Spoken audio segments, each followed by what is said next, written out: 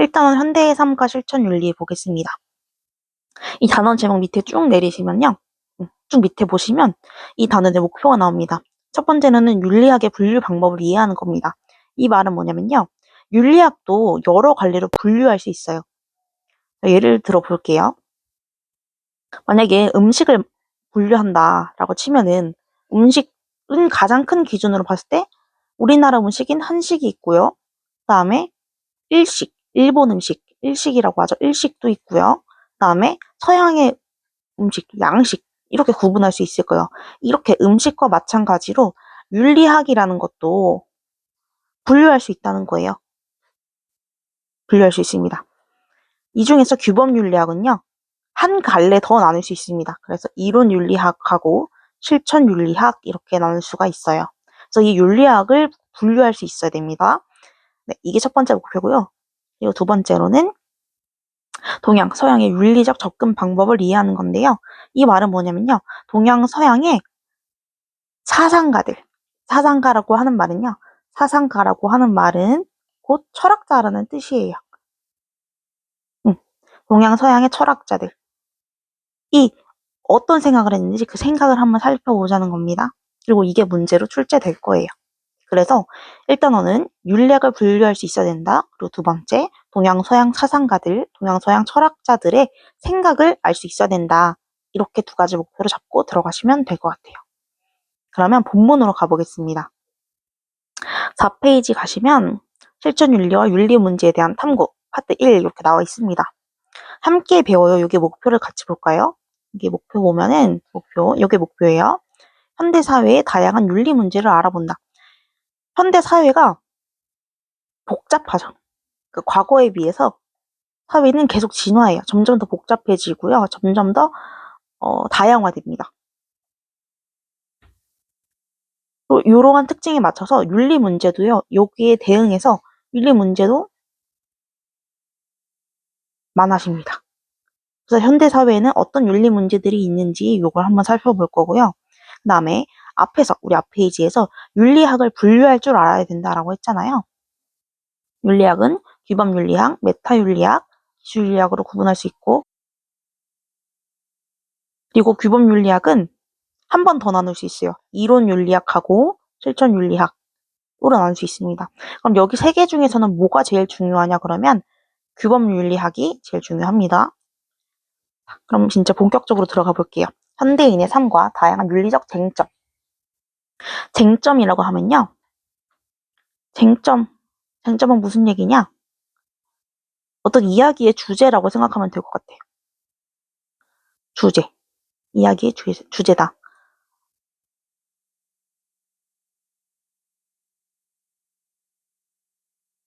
논쟁의 중심이다. 이렇게 생각하시면 될 것 같아요. 그러니까 어떤 걸 가지고 윤리에 대해서 이야기를 하냐 이걸 보시면 됩니다. 첫 번째로 윤리의 의미와 특징 이렇게 나와 있습니다. 여기서 제일 중요한 거는요. 이 의미 특징 그냥 한번 읽어보시면 됩니다. 한번 읽어보시면 돼요. 여기서 중요한 거는 현대의 삶과 현대 사회의 다양한 윤리 문제 요건데요. 이것도 엄청 중요하진 않아요. 그냥 별표 하나 정도만 달아두시면 되고 이 윤리 문제를 왜 같이 보려고 하냐면요. 이 순서대로 나와 있잖아요. 생명윤리, 성과 가족의 윤리, 사회윤리, 과학기술과 정보윤리, 환경윤리, 문화윤리, 평화윤리 이렇게 다 있잖아요. 이게 다 우리 순서대로, 우리 목차대로 구성이 되어 있거든요. 생명윤리는 요거는 1단원의 내용이고요. 1단원이 아니라 2단원. 다음에 성과 가족의 윤리, 얘도 2단원 내용이에요.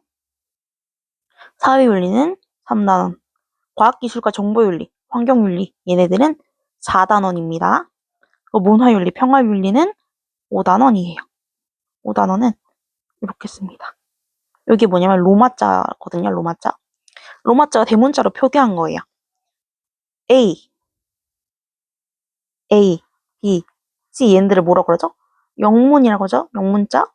그것처럼 이렇게 I 이렇게 두 개 적고 이렇게 적고 이렇게 하면 이게 로마자인데 로마자 중에서도 이게 소문자예요. 그리고 이거 크게 쓰면은 이렇게 I i 2개 붙인 거, i 3개 붙인 거 이렇게 됩니다.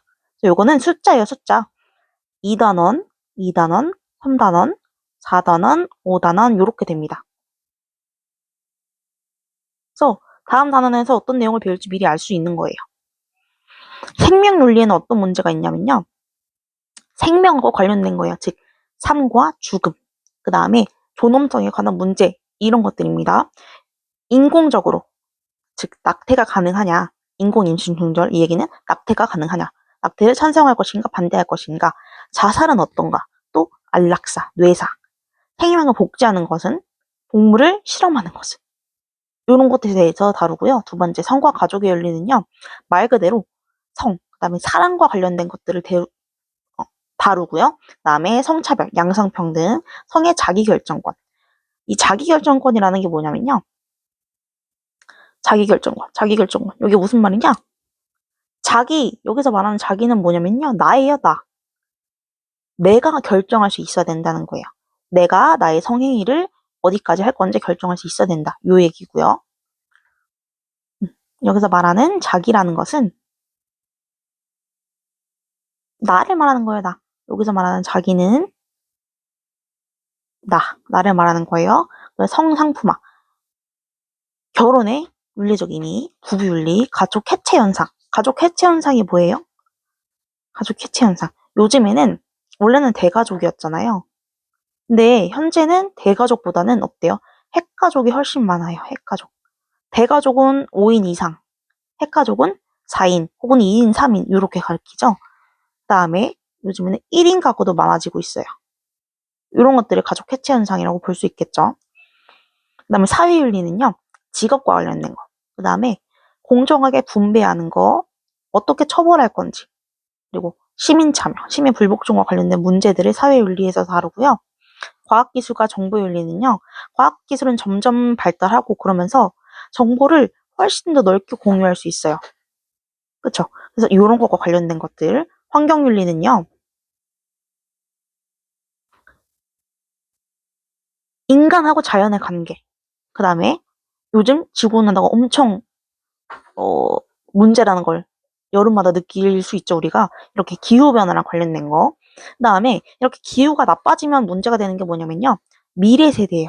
즉, 우리의 아들, 딸, 손자, 손녀들이 살아갈 이 지구가 망가지는 겁니다. 그래서 미래 세대에 대한 책임을 가져야 된다. 이런 이야기도 하고요. 그 다음에 생태계가 얼마나 지속할 수 있는지, 더 길게 지속하기 위해서는 어떻게 해야 되는지 이런 것들을 다룹니다.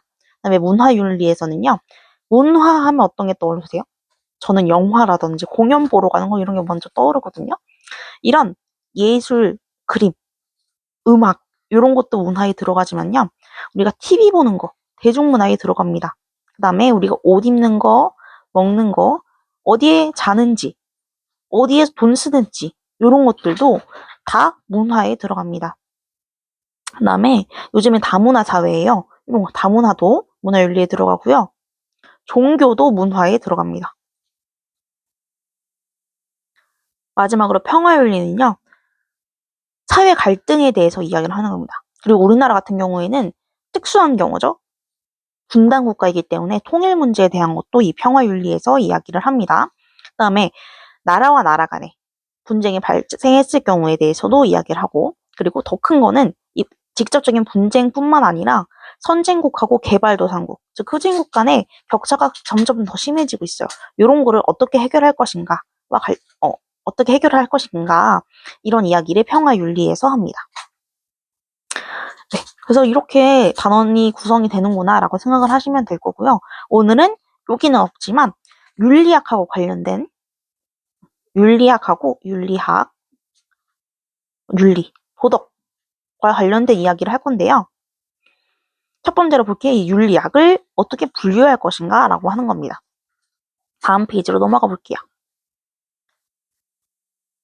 윤리학이라는 건요. 인간이 살아가면서 지켜야 될 도덕적인 행동, 기준이나 규범을 탐구하는 학문입니다. 이 윤리학은요. 인간의 도덕적 행위를 실천하는 것을 목적으로 삼아요. 그래서 인간의 행위가 도덕적 차원에서 인정받기 위해서는 어떤 조건을 갖추어야 하는지, 어떤 기준이 있어야 하는지를 탐구하는 겁니다. 탐구한다는 건 뭐냐면요. 공부한다는 거예요. 윤리학의 분류 딱 들어가 봅시다. 윤리학은 크게 이렇게 세 가지로 나눌 수 있어요. 규범윤리학, 메타윤리학, 기술윤리학으로 나눌 수 있대요. 제일 중요한 거는 제가 규범윤리학이라고 말씀을 드렸죠. 규범윤리학에 별표 하나 해놓으시고 같이 볼게요. 규범윤리학은요. 도덕적 행위의 근거가 되는 거. 근거가 된다는 게 무슨 이야기죠? 근거? 근거라는 건 뭐죠? 어떤 행동의 원인이 되는 거예요. 어떤 행동을 하는데 왜 했어? 그 왜에 해당하는 거. 이 왜에 해당하는 도덕 원리나 인간의 성품에 관해서 탐구를 합니다.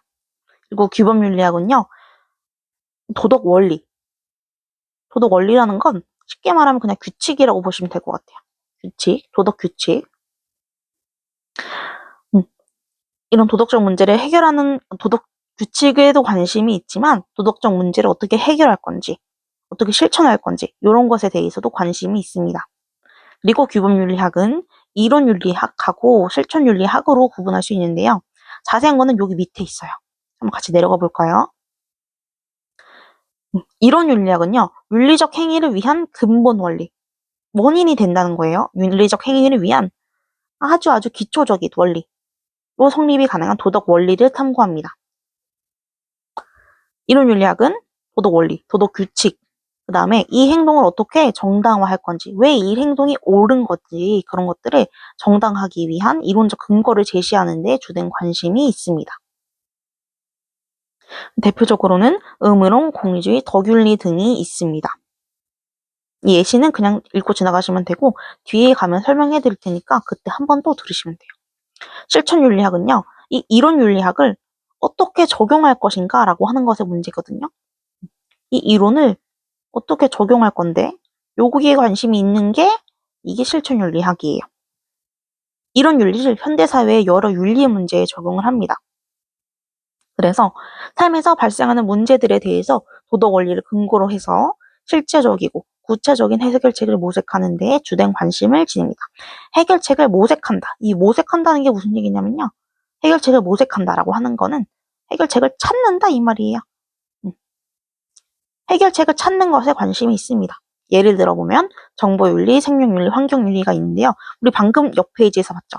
4쪽에서 봤습니다. 현대사회의 다양한 윤리 문제는 생명윤리, 정보윤리, 환경윤리, 성과 사랑의 윤리 이런 다양한 윤리들이 있어요. 이런 윤리 문제는요. 우리 삶과 동떨어진 게 아니라 삶에서 발생하고 있는 겁니다. 네. 그래서 이러한 문제들을 어떻게 해결할 것인지 거기에 관심이 있는 게 실천윤리학입니다. 다시 위로 올라가 볼게요. 메타윤리학 봅시다. 메타윤리학은요. 도덕적 언어의 의미를 분석해요. 도덕적 언어의 의미를 분석하는 데 초점을 맞춥니다. 예를 들어 볼까요? 옳다는 것은 도대체 뭔가? 그르다, 틀렸다는 것은 무슨 뜻인가? 그 다음에 선하다는 건 뭔가? 악하다는 것은 무엇인가? 이런 언어를 집중적으로 탐구합니다. 그게 메타윤리학이에요. 기술윤리학은요. 기록되어 있는 거, 기록하는 거거든요. 여기 밑에도 나와 있습니다. 기술이라는 건요. 기록할 기, 펼술, 기록해서 펴는 거예요. 즉, 대상의 과정이나 내용 특징을 있는 그대로 그냥 기록해서 서술하는 거, 그걸 기술윤리학이라고 합니다. 그래서 얘는 어떤 거랑 관련이 있냐면요. 물론 윤리학하고도 관련이 있지만 사회학하고도 관련이 있어요. 사회학. 이렇게 간단하게 그냥 필기만 해주시면 될 것 같고 여기서 제일 중요한 건 규범윤리학입니다. 물론 메타윤리학과 기술윤리학도 문제의 선지로 출제가 될 수도 있고 답으로도 출제가 될 수 있어요. 그래서 세 가지 모두 다 알아두시는 게 가장 이상적이긴 합니다. 그럼 다음 페이지로 넘어가 볼게요. 윤리 문제에 대한 접근을 볼 건데요. 여기서는 두 가지 목표가 있습니다. 동양 윤리적 접근, 그다음에 서양 윤리적 접근 이렇게 나누는데요. 동양에서는 중요한 사상가가 누가 있냐면요. 공자, 맹자, 순자 이렇게 들어보셨죠? 유교 사상가들이 있어요. 유교 사상가들은 공자, 맹자, 순자가 있고요. 그다음에 불교도 중요합니다. 불교의 석가모니, 그 다음에 도교, 도가라는 게 존재하거든요. 도교. 이렇게 보면은 노자, 장자. 이렇게 이 사람들의 사상을 아는 게 중요합니다. 그리고 우리나라와 중국, 일본 같은 경우에는 이렇게 세 가지 종교, 세 가지 이 사상에 기반한 공통적인 모습들이 볼 수 있습니다. 그래서 유불도 이렇게 줄여서 부르기도 해요. 유교, 불교, 도교를 합쳐서 뭐라고 부르냐면 얘네들 합쳐서 유불도 사상이다. 이렇게 이야기를 합니다. 서양 윤리적 접근에서는요. 중요한 게 뭐가 있냐면 의무론. 대표적인 의무론으로는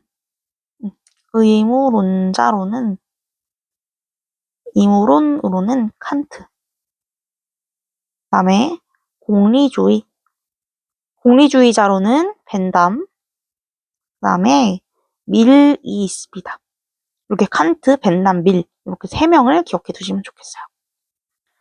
그럼 보겠습니다. 첫 번째로 볼게요. 동양윤리에서 가장 기본이 되는 거는 유교예요. 유교. 유교의 사상가로는요. 어떤 사람이 있냐면 공자, 맹자, 순자가 있는데요. 공자 같은 경우는 이 유교를 창시했다고 보시면 될 것 같아요. 그다음에 맹자와 순자의 차이점이 있다면요. 맹자는 인간의 본성이 선하다라고 하는 성선설을 주장해요. 인간의 본성이 선하다, 인간의 본성이 착하다라는 썰을 주장해요. 이론을 주장해요. 반면에 순자는요.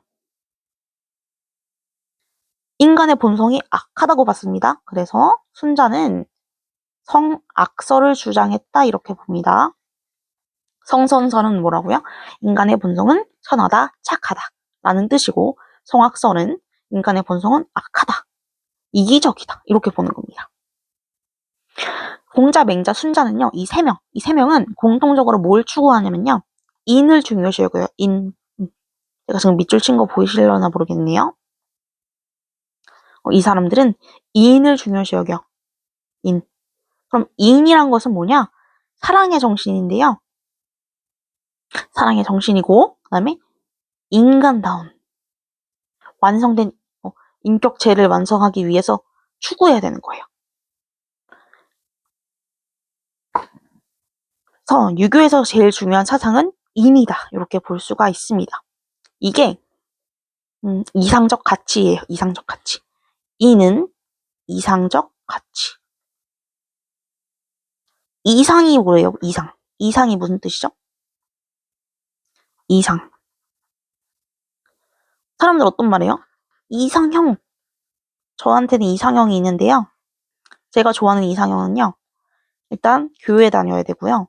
그 다음에 잘생겨야 되고요. 그 다음에 키가 180cm 이상이어야 돼요. 이런 거. 내가 원하는 이성의 조건, 이상형 이렇게 부르잖아요. 그거랑 마찬가지예요. 이 유교 사상가들은요. 다 인을 이상적 가치로서 추구합니다.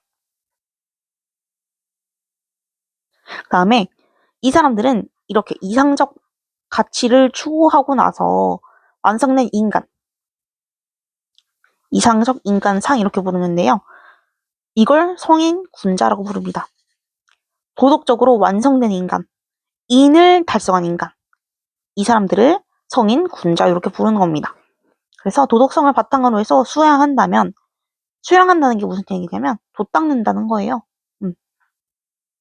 이걸 열심히 추구하다 보면은 누구나 도덕적으로 완성된 인간이 될 수 있다. 그리고 이렇게 도덕적으로 완성된 인간을 뭐라고 부르냐면 성인이라고 부르기도 하고 군자라고도 부르는 겁니다. 그 다음에 대동사회. 요건 뭐냐면요. 이 사람들이 추구하는 이상적인 사회예요. 대동사회는 이상적 사회다. 이상적인 사회다. 공자, 맹자, 순자는요. 도덕과 예의로 백성들을 교화한대요. 이게 무슨 얘기냐면요. 교화한다는 건 교도소의 그 교자예요. 고치는 거예요. 도덕, 그 다음에 예의로, 그러니까 도덕을 갖추게, 예의를 갖추게끔 백성들을 고쳐요. 백성들을 가르쳐요. 그래서 기본적인 백성들이 기본적으로 생활할 때 무리가 없도록 하는 그런 가족 같은 도덕 공동체를 계동사회라고 부르고 이 사회를 추구합니다. 그다음에 인이랑 부족하지만 인이랑 비슷하면서도 조금 다른 그게 두 가지 있는데 그게 뭐냐면 효제와 충서예요. 효제는 뭐냐면 효도할 때 그 효자. 그다음에 제는요. 형제할 때 그 제자예요. 즉 부모한테는 효도하고 형제 자매 간에서는 우애 있게 지내는 거. 이거를 중요하게 생각을 하고요. 그다음에 충성. 충성을 다하고 그다음에 다른 사람한테 다른 사람의 마음을 헤아려서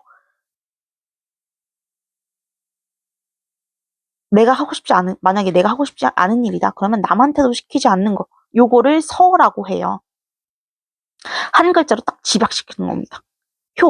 효도에서 효. 그다음에 형제 자매 간의 우애에서 제, 충성. 충성하는 거. 그다음 서는 다른 사람의 마음을 헤아리는 거. 그래서 효제는 인의 근본이라고 하고요. 충서는 인을 실현하는 방법이다 이렇게 얘기를 해요. 그래서 효제, 충서 이렇게 지금 나눠져 있지만 그냥 한 글자로 효제, 충서 이렇게 부르기도 합니다. 그다음에 맨 밑에 보면 맹자의 사단 이렇게 나와 있습니다. 맹자의 사단 요거 별표 3개. 아까 제가 무슨 얘기 들었냐면 맹자랑 순자랑 차이점이 뭐냐면 인간의 본성을 보는 관점이 달라요. 인간의 본성을 어떻게 보느냐? 선하다고 보면은 요거는 맹자고 악하다고 보면은 요거는 순자예요. 그쵸? 그러면 이 맹자가 인간의 본성이 선하다고 했잖아요. 그거에 대한 근거를 맹자가 들었어요. 그게 뭐냐면 사단입니다. 네 가지 단서다라는 뜻이에요. 사단은 무슨 뜻이냐고요? 사단은 네 가지 단서다. 이렇게 보시면 됩니다.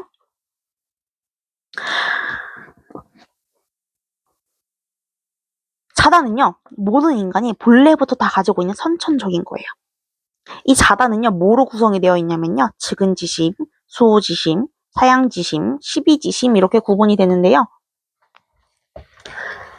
자, 측은지심, 수호지심, 사양지심, 시비지심 얘네들을 지심은 다 빼고 뭐라고 부르냐면 측은, 수호, 사양, 시비 이렇게 8글자로 부르기도 합니다. 측은지심은 뭐냐면요.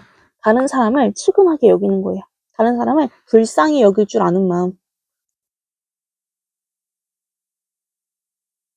그게 측은지심이고요. 수호지심은요. 부끄러워하는 마음. 내가 어떤 잘못을 했어요. 그러면 그거에 대해서 인간은 부끄러워할 줄 아는 마음. 그게 이 내면에 잠재되어 있다는 거예요. 그다음에 사양지심은요. 사양하는 겁니다. 배려하는 거예요. 남을 배려하는 마음. 시비는요. 시시비비를 줄인 거거든요. 시비를 가린다 이런 말 하잖아요. 어떤 일에 옳고 그름을 가린다는 거예요.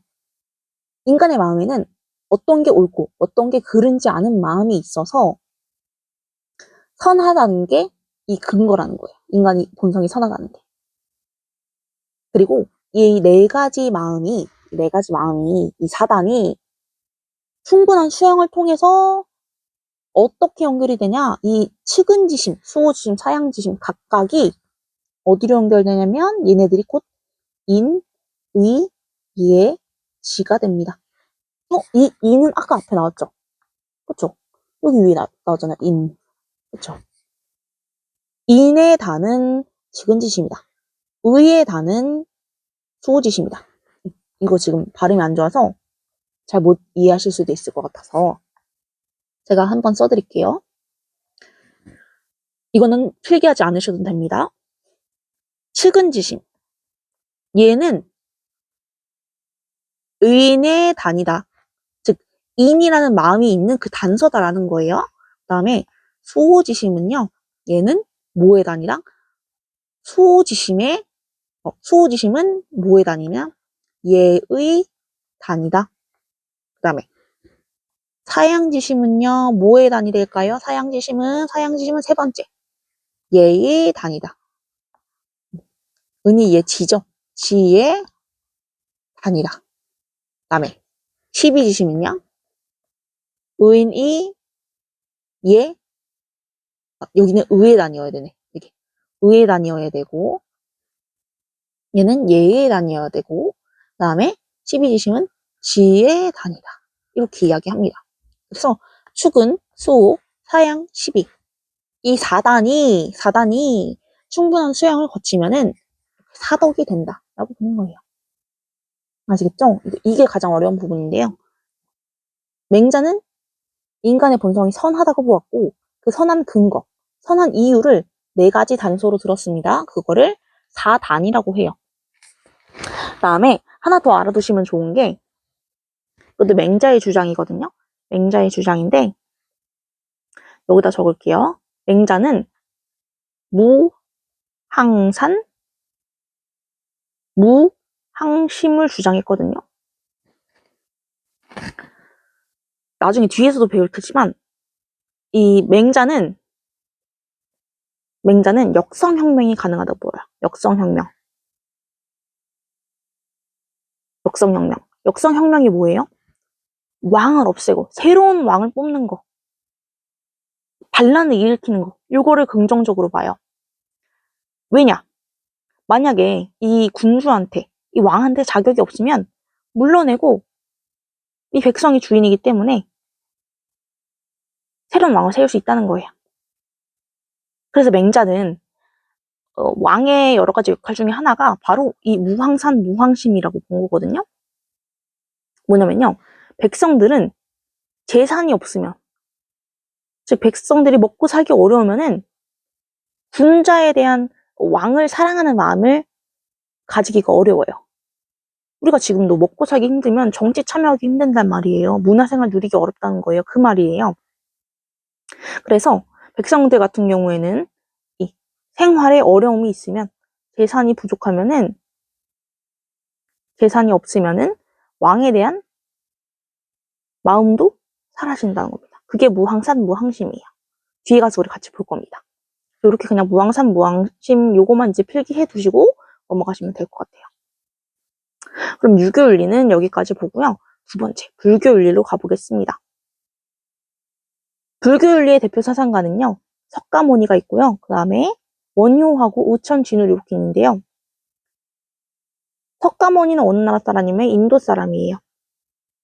원효는요 신라, 의천하고 진울 얘네 둘 다는 고려 사람이에요. 불교 윤리에서는 이렇게 사람들이 나오기는 하지만 이 사상가보다도 더 중요한 거는 이 불교라는 게 어떻게 구성이 되어 있느냐 이거거든요. 첫 번째로요. 불교는 평등적 세계관이에요. 평등적 세계관이다.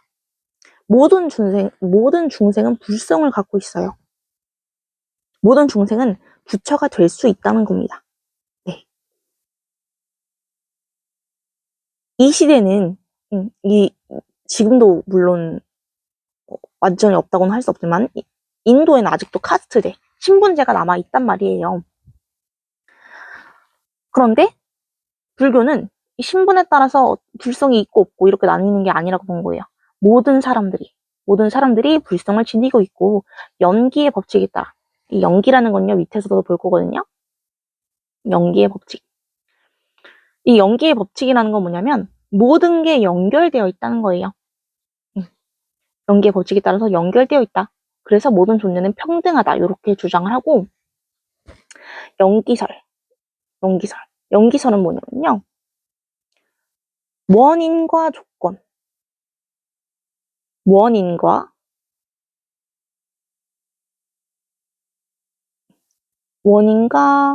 결과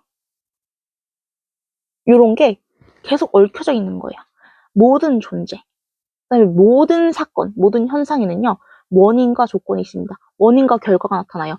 즉 어떤 게 A가 원인이 되어서 B라는 사건이 발생을 했어요. 그럼 이 B 사건은요.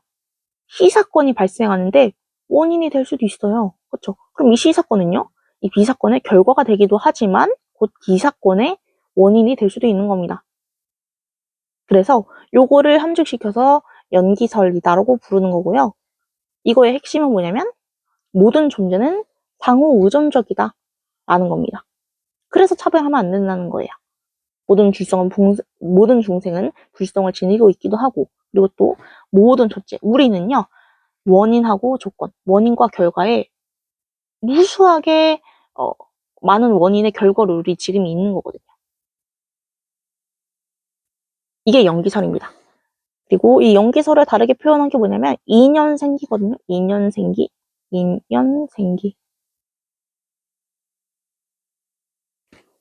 사자성어 같은 느낌이죠. 인연생기는 무슨 뜻이냐면 인연생기. 요거를 줄여서 뭐라고 부르냐면 인연생기를 줄여서 앞에 두 글자만 인연. 우리 이렇게 만난 것도 인연인데 밥 한번 먹자 할 때 그 인연이 여기 불교에서 나온 겁니다. 그래서 인연생기는 뭐냐? 모든 현상은 원인과 조건에 의해서 생겨난다 라고 하는 거예요. 그거를 인연생기 이렇게 부르는 겁니다. 그리고 줄이면 연기설 이렇게 이야기도 하고 인연 이렇게 줄이기도 합니다. 그리고 네 번째로는요, 주체적 인간관이에요. 인간은 누구든지, 모든 중생은 불생을 가지고 있기 때문에 주체적으로 수행을 한다면 진리에 대한 깨달음을 얻을 수 있어요. 근데 중요한 게, 불교는 진리에 대한 깨달음을 얻고 나면은 해탈했다고 이야기하거든요? 해탈했다. 그렇게 이야기합니다. 진리에 대한 깨달음을 얻은 사람은요, 해탈할 수 있어요. 뒤에 가서 한 번 더 설명할게요. 그 다음에, 불교는요, 모든 생명을 차별하지 않는 사랑을 추구합니다. 차별하지 않는 사랑. 그래서 자비를 추구한다 이렇게 얘기해요.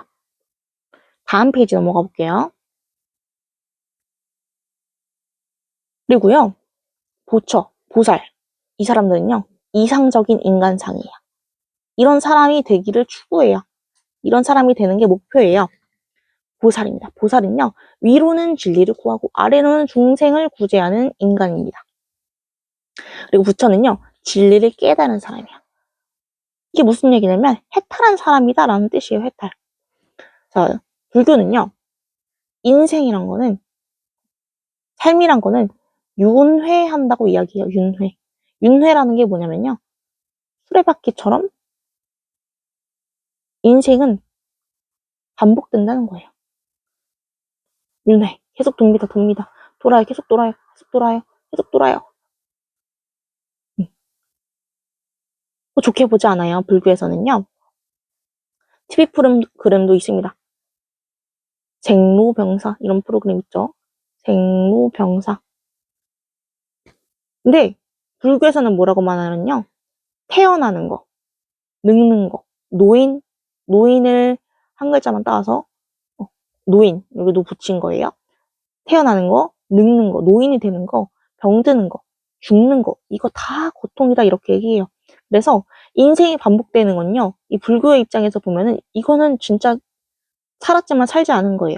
죽은 거나 다름없어요. 그래서 이렇게 다시 태어나지 않기 위해서는 이 윤회의 고리를 끊기 위해서는요. 열반의 경지에 올라야 됩니다. 열반의 경지에 올라야 되고요. 그리고 해탈해야 돼요. 열반이라는 건 무슨 뜻이에요? 열반이라는 건 진리를 깨달아서 모든 거는 상호 연결되어 있다라고 하는 것을 깨달아서 모든 번뇌, 이 걱정의 속박, 걱정이 나를 쥐고 있는 거예요. 모든 이 걱정의 속박, 그 다음에 걱정으로 인한 고통에서 벗어난 상태, 이거를 열반이라고 하고요. 해탈은 이 걱정의 괴로움이 아예 소멸한 거예요. 그래서 고통이 없이 평온한 상태, 평온한 궁극적 경지, 이거를 해탈했다라고 합니다. 불교 윤리는 이 정도로 기억을 해두시면 좋겠습니다. 다음 볼게요. 도교로 갑니다. 도교는요, 대표적인 사상가가 노자하고 장자가 있거든요. 여긴 두 명이잖아요. 그렇기 때문에 이 도교 윤리를 뭐라고도 부르냐면 노장 사상이다 이렇게도 불러요. 이 말은 무슨 말이에요? 노자하고 장자가 차지하고 있는 위치가 굉장히 크다는 겁니다. 이 사람들이 이상적으로 추구하고 있는 가치, 이상적 가치는요, 도예요, 도. 이 도라는 것은 우주의 근원이 되는 거, 만물의 변화 법칙이 되는 것을 도라고 하고요. 그리고 무의 자연을 추구해요. 천지 만물의 근원인 도에 따라서 인위적으로 강제하지 않고 자연스러움을 따르는 거, 자연스러운 거, 이걸 제일 중요시 한다는 거예요. 자연스러운 게 제일 좋아, 자연스러운 게 최고야 라고 하는 게 도교입니다. 그리고 이렇게 도를 깨달아서 인위적인 것에서 벗어나서 어린아이와 같은 소박함과 순수함을 가진 이상적 인간을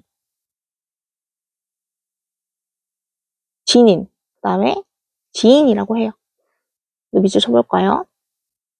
어린아이와 같은 소박함과 순수함을 가진 이상적인 인간은 지인 혹은 진인이라고 부르고, 이런 지인과 진인이 되는 것은 도교에서 추구하는 바인 거죠.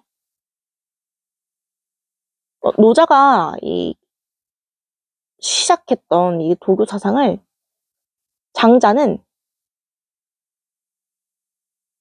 계승하거든요. 그러니까 노자를 이어서 장자가 이 사상을 계속 이어나갑니다. 이 철학을 계속 이어나가요. 그러면서 발전시킨 게 좌망과 심재거든요. 좌망은요, 이렇게 나무에 기대어 앉아 있는 거예요. 앉아서 다 잊는 겁니다. 어떤 것을 잊느냐? 고통을.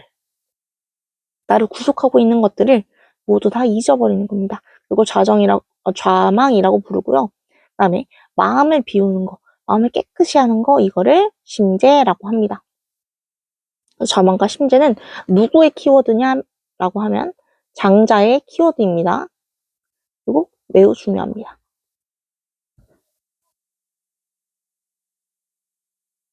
그다음에 소요유 얘도 장자 거거든요. 뭐냐면요, 어떠한 외물에도 얽매이지 않고 자유롭게 살아가는 거예요. 외물이라고 하는 건 뭔가 어렵잖아요, 단어가. 이 외물이라고 하는 건 재산, 물건. 이 여기서 말하던 외물이란 건 재산이라든지 물건이라든지 이런 것들이에요. 이렇게 내 마음 바깥에 있는 걸 얘기하는 거예요. 내 마음 바깥에 있는 거는 여기에 얽매이지 않고 자유롭게 살아가는 거. 그래서 분별하는 거, 차별하지 않고 도달하게 되는 절대 자유의 경지다. 이거를 소요유라고 합니다. 그리고 재물은요, 세상 만물을 차별하지 않고 한결같이 바라보는 거, 이거를 재물이라고 합니다. 이 앞에서 계속 인위적으로 강제하지 않는다 이런 표현이 나왔잖아요.